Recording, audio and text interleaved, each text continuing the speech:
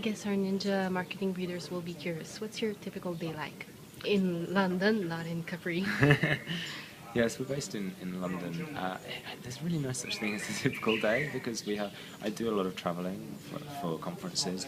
And I guess so trend watching is powered by a network of spotters. So we have about 2,500 people around the world who send us links, tweets, pictures, anything. So we generally spend a lot of time reading, looking at these, and then a lot of time writing. So putting them together and seeing what happens. Okay, so would you say that being so up to date starts from having a lot of people work with you and try to see and scout the web for interesting topics, trends?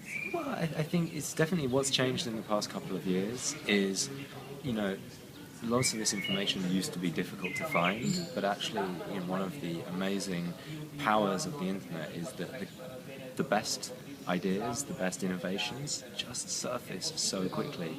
And one of the interesting things we find is our spotters, before, if we turn to an Italian spotter, they would just send us things from Italy. Okay. And now we maybe have an Italian spotter, if they are interested in fashion and digital, the intersection of fashion and digital, they maybe send us something which a fashion store has done in Jakarta, in Indonesia, because they've seen it on a niche blog, and so I think the world is becoming more and more fragmented, but also more and more accessible as well. Okay, better for us.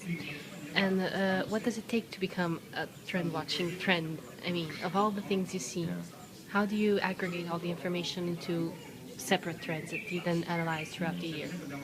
So we basically use a framework that we've built up over the last 10 years. And as I said in my presentation, we believe that consumer motivation, consumer drivers, are often grounded in the deep-rooted, fundamental, relatively stable desires, wants, values that don't change year on year. And these are things which people know. This is the desire to display that you are successful, that you are a good person, that the desire for community, the search for good value. Yes, a lot of people are talking about this trend now because of the financial crisis, but ultimately people have always wanted to get the right product at the right price.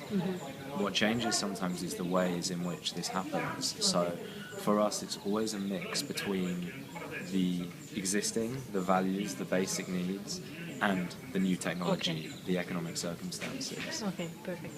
And we're curious, the apps you use most on your phone every day, apart from mail? Yeah, Evernote, always. Which else do I use every day? TripIt for traveling.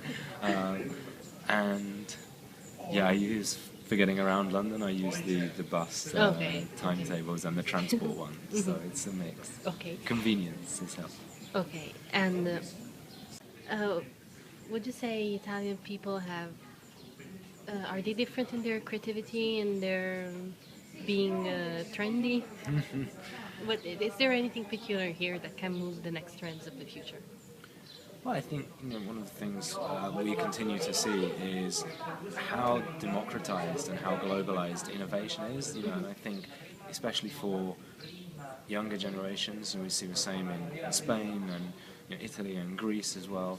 People are perhaps being, in some senses, forced to be creative and to take a route which maybe 5-10 years ago, the safe route was the natural route, and now a combination of this accessible information, it's never been easier to look globally and to find ideas, to see things which you think are interesting, and you can see how if you take them, transplant them into Italy, then you have an opportunity. So I think it's harder and harder, but I think more and more people are doing it, and we are seeing this, younger people becoming more entrepreneurial, and also it's becoming cheaper to try things. Yeah.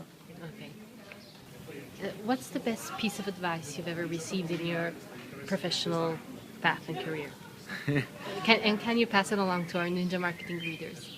The best piece of advice I had was actually from a Chinese woman, Uh-huh. and she said. She was talking about, she actually thought I was American, so she said, you Americans, she said, you're so worried about copyright, but, you know, you Westerners, Yeah. you're so worried about copyright. She said, in China, we think more is about copying right.